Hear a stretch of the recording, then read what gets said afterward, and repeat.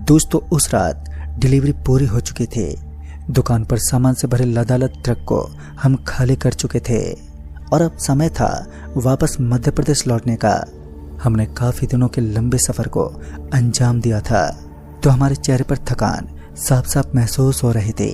हमारी ट्रक अच्छी खासी रफ्तार से यहाँ तक पहुँच तो गई थी, लेकिन अब वापस जाने में हमारी हालत पतली होने वाली थी। रात के करीब 12:30 बज रहे थे। ठंड का समय था, तो मैं अपने खलासी के साथ ट्रक में बैठकर वापस मध्य प्रदेश के लिए निकला। उस शाम धीरे धीरे धुंध भी छाने लगी थी। ऊपर से अब कोहरा भी इतना भयानक रूप में छा गया था कि मेरी गाड़ी के अलावा मुझे कुछ और भी नजर ही नहीं आ रहा था, जिस वजह से ट्रक बहुत ही स्लो स्पीड में चल रही थी। बहुत धीमी रफ्तार में चलती हुई मेरी ट्रक के सामने अचानक ही कुछ दिखने लगा। ऐसा लग रहा था मानो कोई लाइट लेकर सामने की तरफ खड़ा है, जिस वजह से मुझे ट्रक की स्पीड को स्लो करना पड़ा। जब मैं साइड से ट्रक को निकालने लगा तो वो लाइट वाला आदमी उस सड़क के बीचों बीच खड़ा दिखाई देने लगा, जिस वजह से मुझे थोड़ा बहुत गुस्सा आया और मैं ट्रक से नीचे उतर गया। लेकिन जैसे मैं अपने ट्रक से नीचे उतरा तो वो आदमी छूमंतर हो गया। मुझे लगा कि शायद मुझे सड़क के ऊपर छोटी छोटी लगी लाल कलर की लाइट नजर आ रही होगी, और अब किसी तरह अपने कलेजे को ठंडक देकर मैं वापस से ट्रक में सवार हुआ तो ट्रक के अंदर काफी ज्यादा पानी इकट्ठा हो चुका था। यह सब इस कोहरे का कमाल था। पूरी की पूरी सीट पानी में लगभग भीगने लगी थी। करीब 2 मिनट के अंदर ही ट्रक का इस तरह गीला हो जाना ये सब जाहिर कर रहा था कि सामने कितना भयानक कोहरा होगा। फिर इसी बीच मेरी ट्रक के ऊपर किसी चीज के उछल कूद होने लगे। यह सब इतना अजीब लग रहा था मानो सच में हम दोनों के अलावा छत के ऊपर नीचे कोई तीसरा भी है। उस कड़कड़ाती ठंड में मेरा बिल्कुल भी मन नहीं था कि मैं अपने ट्रक से नीचे उतर सकूं, लेकिन मजबूरी होने की वजह से मुझे अपने ट्रक से नीचे उतरना ही पड़ा। जब मैं गाड़ी से नीचे उतरा तो मैंने देखा कि जहां मुझे ट्रक के ऊपर किसी के कूदने की आवाज आ रही थी, तो ऐसा तो कुछ भी नहीं था। माल तो एकदम नॉर्मल बना हुआ था। और इसी बीच खलासी ने मुझे एक बार फिर आवाज देते हुए अंदर की तरफ बुलाया। इस जोरदार ठंड से मेरी नाक से पानी बहने लगा। मैं अपने हाथ और मुंह को पोंछता हुआ ट्रक में आ गया। तो फिर मैंने कहा, अरे ऐसा तो कुछ भी नहीं है जैसा कि मुझे सुनाई दे रहा था। और फिर हमने एक बार फिर अपनी ट्रक को स्टार्ट की और वहां से निकल पड़े। लेकिन आज कुछ अजीब सा हुआ। यह हमारी जिंदगी में पहली बार था जब मेरा किसी अजीब हरकत से सामना हो रहा था। खैर, अब हमने इसे नजरअंदाज कर दिया और ट्रक को आगे की तरफ बढ़ाने लगे। सड़क के बगल में लगी स्ट्रीट लाइट की रोशनी से सड़क पर हल्की हल्की रोशनी दिखाई दे रही थी। खैर, अब धुंध भी लगातार बढ़ती जा रही थी। जैसे जैसे दिन का वक्त करीब आ रहा था, वैसे वैसे धुंध ने अपने जमावड़े को और गहरा बना दिया। रात के लगभग 1:30 बजने को आए थे। भूख के मारे हालत खराब हो रही थी और दूर दूर तक सड़क के किनारे ढाबा भी नजर नहीं आया जहां हम थोड़ा बहुत नाश्ता कर सके। और इतने में ही जले पर नमक छिड़कने का काम हमारी ट्रक के इंजन ने किया। हमारी ट्रक का पुराना इंजन उस बढ़ती हुई ठंड में एकदम से जकड़ने लगा और फिर ट्रक जोर जोर से हिलकर एकदम से बंद हो गई। ट्रक को इस तरह बंद होता देख मुझे तो घबराहट होने लगी, क्योंकि यहाँ से रास्ता बहुत लंबा था और अगर इतनी रात को ट्रक खराब हो गई तो फिर हमारा क्या होगा। तभी मेरे खलासी ने कहा, अरे उस्ताद जी, लगता है ट्रक का इंजन बंद पड़ गया है, हमें एक बार चेक कर लेना चाहिए।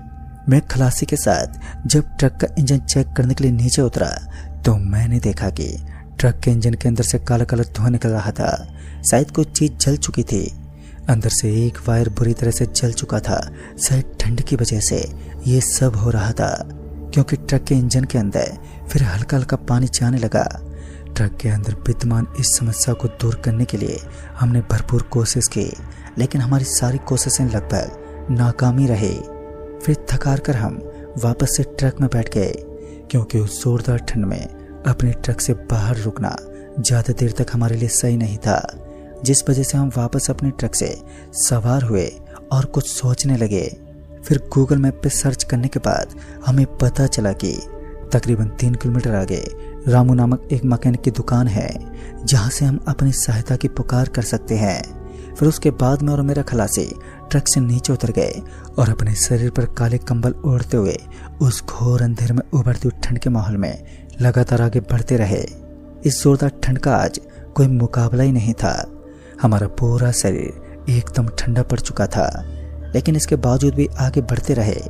ट्रक को हमने लॉक कर दिया था और थोड़ी देर के बाद हम एक चमकती हुई रोशनी के पास पहुंचे तो हमें पता चला कि वहां पर एक पेट्रोल पंप बनाया गया है। पेट्रोल पंप की तरफ देखा तो वहां पर भी कोई नहीं था। गहरे सन्नाटे की मोटी चादर उसी तरह बिछी हुई थी। फिर थोड़ी देर तक मैं इन सब चीजों को घूरता रहा, लेकिन अब शरीर में कुछ अजीब सी बेचैनी होने लगी। शायद ठंड से अब मैं बीमार होने वाला था। थोड़ी देर और आगे चलने के बाद मुझे उस मैकेनिक की दुकान दिखने लगी। आज भी उस दुकान को जिंदा देखकर मैं हैरान रह गया, क्योंकि वो तो टूटी फूटी दुकान थी। छोटी मोटी टूटी फूटी दुकान का वर्णन एक गूगल मैप पर होता देख मैं पूरी तरीके से हैरान था, क्योंकि इस छोटी सी दुकान को गूगल कैसे दिखा सकता है। खैर अब मैं थोड़ा सा और आगे गया तो अचानक ही मेरे खलासी के पांव जमने लगे। दरअसल उसका कहना था कि उसे उस दुकान के अंदर कुछ अजीब सा दिख रहा है। जब मैंने उस टूटी फूटी दुकान के अंदर देखा तो मुझे तो वहां पर कुछ भी नहीं दिखा, लेकिन फिर मैं उस दुकान के एकदम पास गया तो मैंने देखा कि एक मैकेनिक उसके अंदर काम कर रहा था, और ये देखकर मुझे काफी हद तक आराम मिला। तभी मैंने जुबान में कहा, अरे भाई साहब, जरा हमारी ट्रक खराब हो गई है, तो क्या आप हमारी मदद कर पाएंगे? उसने अपनी मुंडी नीचे झुका के रखी थी, तो वो मेरी बातों को समझ ही नहीं पाया और मैंने थोड़ी ऊंची आवाज में कहा। तब जाकर उसके कानों में आवाज पड़ी। उसने पीछे मुड़ते हुए कहा, अभी मैं थोड़ा बिजी हूँ और अगर मैं बाहर आया तो कुछ भी हो सकता है। मैंने भी उसे साफ शब्दों में बोल दिया, मैं हर अंजाम को भुगतने के लिए तैयार हूँ, लेकिन आप मेरी ट्रक को सुधार दीजिए ताकि मैं सही समय पर वापस मध्य प्रदेश पहुंच जाऊं। लंबी चौड़ी कद कांटे हाथ में बीड़ी सुलगाते हुए जब वो मैकेनिक अपने कमरे से बाहर निकला तो सच में मैं उसका शरीर देखकर थोड़ा सा बहुत चक्का रह गया। दिखने में हट्टा कट्टा और अजीब तरह से चलने वाला ये भद्दा सा मैकेनिक मुझे भी ठीक नहीं लग रहा था, मगर इस समय मुझे सिर्फ अपने ही काम से मतलब था। वो जैसे ही अपने गैरेज से बाहर निकला तो एक भारी आवाज में बोला, कहाँ है तुम्हारी ट्रक? तो मैंने अपने हाथ के इशारे से बताया, वो नेतवा घाट के पास हमारी ट्रक अपने आप ही बंद हो गई और अब उसे ठीक करना है। उस घाट का नाम सुनते ही उस आदमी ने अपने तेज तेज कदम उस सड़क पर पटकने शुरू कर दिए। वो इतनी तेजी से आगे बढ़ रहा था कि मुझे तो हल्का हल्का दौड़ना पड़ा। लंबे कद काठे वाला वो आदमी जैसे ही हमारी ट्रक के पास पहुंचा तो मैंने देखा कि ट्रक की सारी विंडो खुली हुई थी, मानो किसी ने ट्रक के अंदर लूटमार की कोशिश की हो। जब मैंने ट्रक के अंदर देखा तो मैंने पाया कि एक काली काली सी चीज मुझे उसके अंदर दिख रही थी, लेकिन सिर्फ 2 ही मिनट में उस मैकेनिक ने मेरी ट्रक को ठीक कर डाला। लेकिन बाद में जो हुआ उसने तो मेरे रोंगटे खड़े कर दिए। उस मैकेनिक का प्लास टायर के पास गिर गया और जब मैं उसे उठाने के लिए नीचे पलटा तो मेरी नज़र उसके पांव पर पड़ी, जिसे देखकर मेरी तो हवा टाइट हो गई। कुछ देर पहले तक तो धुंध की वजह से मैं उसकी पूरी बॉडी को नहीं देख पाया, लेकिन अब की बार उसके पैर जमीन से 2 इंच हवा में उठे हुए थे और वो पीछे की तरफ घूमे हुए थे। तब तक मुझे अपने पूर्वजों की वो सब बातें याद आने लगी जिसमें उन्होंने कहा था कि इस तरीके की चीजें देखने के बाद हमें एक पल भी उस जगह पर ठहरना नहीं चाहिए। अब तो यहाँ से भागने का मतलब भी अपनी मौत को दावत देने जैसा था। मैं उस आदमी को ये पता नहीं लगने देना चाहता था कि मैं उसकी हर असलियत को जान चुका हूँ। इससे पहले मैं अपनी ट्रक में बैठ पाता उसने मुझे आवाज देकर मेरी सांसें उखेड़ दी। उसने अजीब ढंग से कहा, इतनी भी जल्दी क्या है, जरा आओ इधर बैठकर बातें करते हैं। इस बार उसका हुलिया भी अब बदलने लगा। शायद वो भी जानता था कि मैं उसकी वास्तविकता को पहचान चुका हूँ। तभी उसने कहा, डरो मत, मैं तुम्हें कोई नुकसान नहीं पहुँचाऊंगा, बल्कि मैं तुम्हारी जिंदगी और मौत के बीच एक पहाड़ बनकर खड़ा हूँ। अगर तुम्हें अब भी लगता है कि तुम्हारी ट्रक के अंदर किसी इंजन की खराबी है तो तुम गलत हो। जरा अपनी ट्रक के छत के ऊपर देखो। और जब मैंने ट्रक की छत पर देखा तो एक औरत अपने शरीर को उल्टा करके ट्रक के ऊपर सोई हुई थी। ये वास्तव में असलियत थी और मेरा खलासी अब तक वहां से गायब था। मैं उसे इधर उधर ढूंढने लगा, लेकिन उसका कोई अता पता नहीं था। तभी मैं जोर जोर से आवाज देने लगा, अरे यार कहाँ गए तुम? और इतने में ही मुझे एक दर्दनाक आवाज सुनाई दी, मैं यहाँ पर हूँ, मेरी मदद करो। और फिर जब मैं भागता हुआ झाड़ियों के पीछे पहुंचा तो मेरे शरीर में बिजली दौड़ गई। मेरे खलासी की हालत अब पतली पड़ चुकी थी। उसका पूरा शरीर ठंड के मारे सिकुड़ता जा रहा था। उसके एक एक हिस्से से खून निकल रहा था, जो सबसे भयानक दृश्य था। इससे पहले मैं कुछ कर पाता वो उस लंबी चौड़ी झाड़ी से नीचे गिर गया और उल्टा गिरने की वजह से उसकी गर्दन टूट गई और वहीं पर उसकी मौत हो गई। खलासी की मौत का जश्न मेरी ट्रक के अंदर दिखाई देने लगा जब उस औरत की एक जोरदार हंसी ने एक बार फिर मुझे बुरी तरह कपकपा दिया तो वो मैकेनिक फिर से मेरे करीब पहुंच गया। उसने मेरी मदद की और उसने मुझे उस छोटे से जंगल में एक रास्ता दिखाया तो मैं उसी से भागने लगा और भागते भागते पता नहीं मैं कहां पर पहुंच गया। फिर इस सफेद कोहरे के बीच अचानक मेरी आंख एक बुढ़ी अम्मा पर टिक गई जो जंगल में लकड़ियां इकट्ठा कर रही थी। उस बूढ़ी अम्मा को देखते ही मेरे दिल में भय का संचार होने लगा तो मैं वहीं सागमान के एक पेड़ के पीछे छुप गया और काफी देर तक उसे ही देखता रहा। बाद में जो मैंने देखा सच में वो इतना भयानक था कि मैं आज भी उसे अपने शब्दों में बयान नहीं कर सकता। दरअसल ये बूढ़ी अम्मा मेरे खलासी की बॉडी को काट काट कर एक बड़े से बर्तन में डाल रही थी और फिर खलासी की बॉडी के टुकड़े टुकड़े उसने गर्म हुए तेल में डाल दिए।